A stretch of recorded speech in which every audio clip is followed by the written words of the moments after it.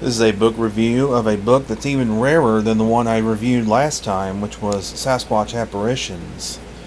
If that book was as rare as a shower is to Al Bundy, then this book is rarer than a houndstooth. It is Bigfoot on the East Coast by Rick Barry. Over 1,000 reported sightings of a large, hairy, man-like creature that inhabits the mountainous regions of the East Coast.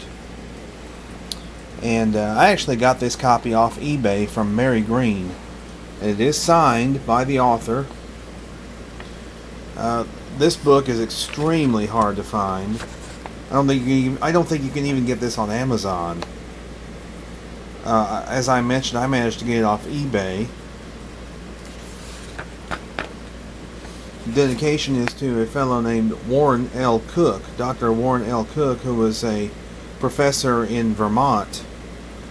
And he was also consulted for the book Monsters of the North Woods, which is also a rare book. It's a rare book to get a hold of today. This goes into just about every reported case there is on the eastern seaboard. It looks into, does Bigfoot really exist? Now Rick Barry writes that the most conclusive evidence we have of Bigfoot or Sasquatch are the films and still pictures. He feels that the Patterson-Gimlin film is authentic and it is the real thing, and he also feels that a photograph that was taken in Vermont in 1976 is also the real thing. So he also writes, why so elusive? Why is Sasquatch so elusive?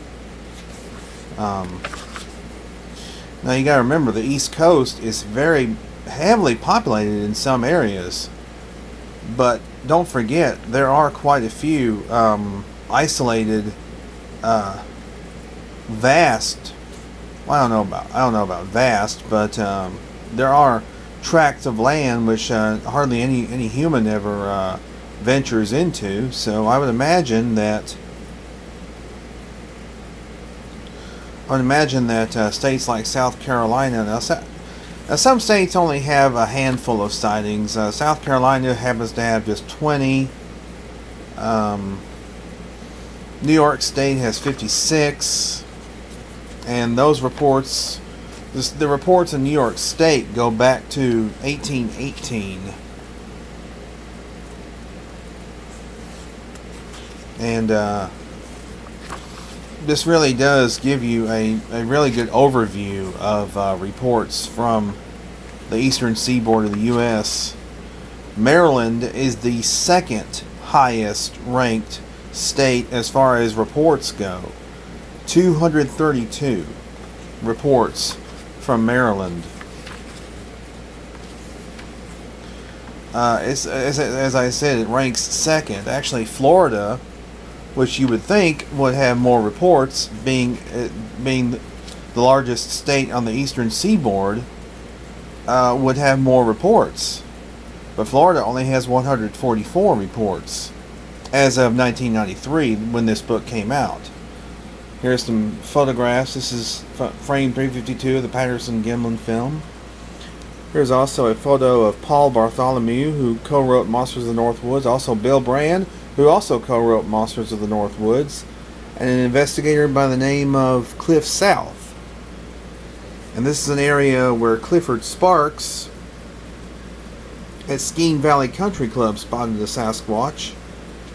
I believe that was 1975 when that sighting occurred. And this is the author.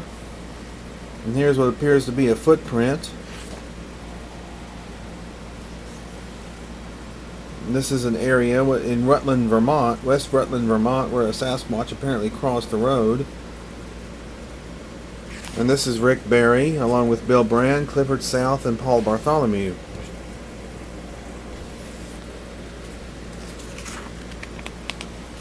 There are several photographs. Here's a photograph of Rick Barry with Bruce Hallenbeck from New York State. And this is Rick Barry with members of the Hallenbeck family. who encountered several Sasquatch creatures near Kinderhook, New York. Now here's the photograph I was talking about of what may be a Sasquatch in Vermont. This photograph was also in the book Monsters of the North Woods. That's where I first saw it.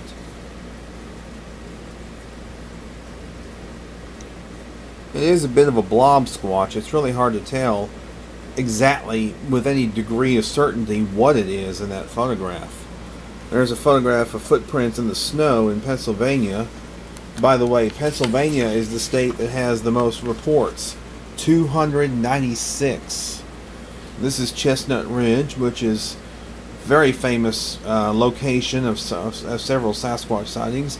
Stan Gordon, who is a prominent researcher and investigator into the Sasquatch and UFO phenomenon in the Keystone State. There is a sketch of the Pennsylvania Sasquatch. And here's the chapter on Florida, only 144 reports. But as I mentioned, Pennsylvania has nearly 300 reports since the 1830s. Now, of course, you have to factor in the thing is, these are only the reports that we know about. How many more are there out there that have never been reported to anybody? But this is a really, really good book. A rare book, as I mentioned.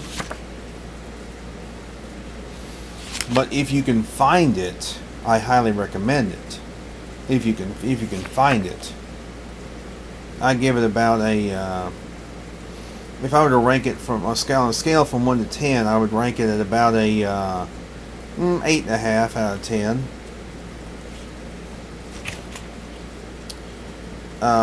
Really, really interesting book. Actually, someone has put it up on Scribd.com, and if you go to my blog, Southeast Sasquatch Association.blogspot.com, and search for Bigfoot on the East Coast, you might be able to find. I've put the link up to where people can read the book online. Someone put the entire book on Scribd.com, and I imagine for the benefit of those who've never read the book or don't even own a copy of the book. But yeah, this is a really good book. I really do recommend it, especially for those who think that Sasquatch only occurs in the Pacific Northwest. That's a misnomer. Matter of fact, John Green several years ago on a radio interview said that there were just about as many reports on the East Coast, and maybe more, than in the Pacific Northwest. So, if John Green is saying that there's more reports on the East Coast, then that's a big deal. Because, as we know, he's based in the Pacific Northwest.